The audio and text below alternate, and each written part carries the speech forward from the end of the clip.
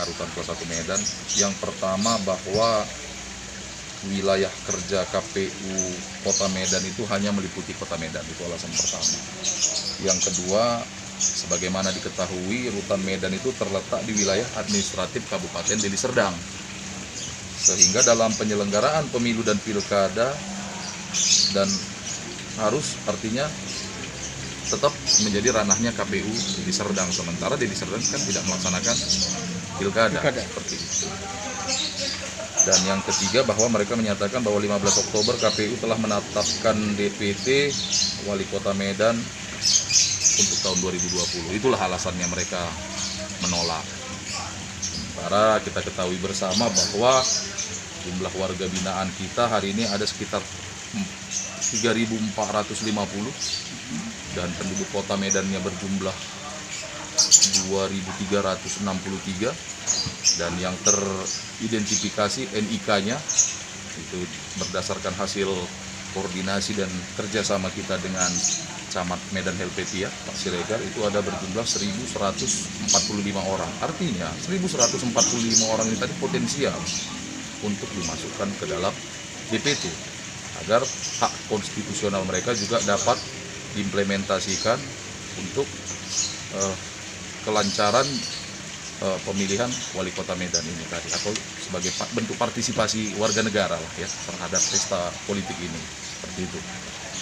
Jadi ternyata berapa yang kehilangan hak suaranya? 1.200. Yang kehilangan hak suaranya kalau berdasarkan NIK ada 1.145.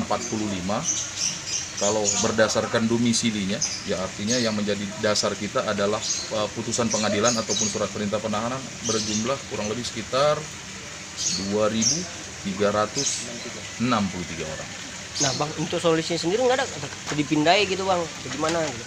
Nah, yang jadi persoalan kan nggak mungkin kita keluarkan dia ke TPS-nya. Ini kan rutan, artinya mereka untuk sementara ini karena memang harus menjalani proses hukum sebagai konsekuensi pertanggungjawaban pidananya, mereka harus ditahan di sini. Jadi tidak mungkin kita untuk menyalurkan hak konstitusional mereka itu harus mengeluarkan mereka ke TPS-TPS sesuai dengan domisili mereka. Itu kan sangat berisiko tinggi, kita butuh banyak personil dan sebagainya untuk pengawalannya, dan itu saya rasa hal yang sangat mustahil untuk kalau kita dipindah di lapas kira-kira gitu? Di lapas juga tidak akan mungkin kita lakukan. Karena kenapa?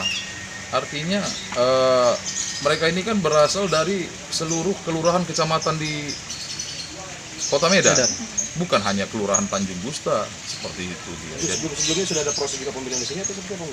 memang sebelumnya untuk Pilkada Kota Medan tidak pernah dilakukan 5 tahun yang lalu. Namun kita kan kembali tidak boleh berpikir parsial ya, namanya untuk kepentingan umum, apalagi untuk kepentingan negara, bagaimana kita memilih calon pemimpin kita untuk yang baik ya, yang profesional untuk 5 tahun ke depan. Itu kan tidak harus kita berpikir parsial bahwa rutan ini adalah di wilayah Deli Serdang dan sebagainya, tapi bagaimana kita ikut mencari solusi terhadap persoalan yang ada. Terakhir, mungkin upaya yang sudah dilakukan pihak pemasyarakat untuk memperjuangkan hak suaranya ini sudah berapa lama koordinasi dengan pihak KPU? Seperti apa mungkin perjalanannya tinggal? Iya. Kita koordinasi ke KPU Kota Medan kurang lebih sekitar udah 3 bulan ini. Sebelumnya, dan memang akhirnya surat kita dibalas kemarin per tanggal 14 November ya. Dan kita juga pahami bahwa kesibukan di KPU Kota Medan itu juga sangat luar biasa, bagaimana untuk membuat perencanaan, pelaksanaan pilkada ini ya.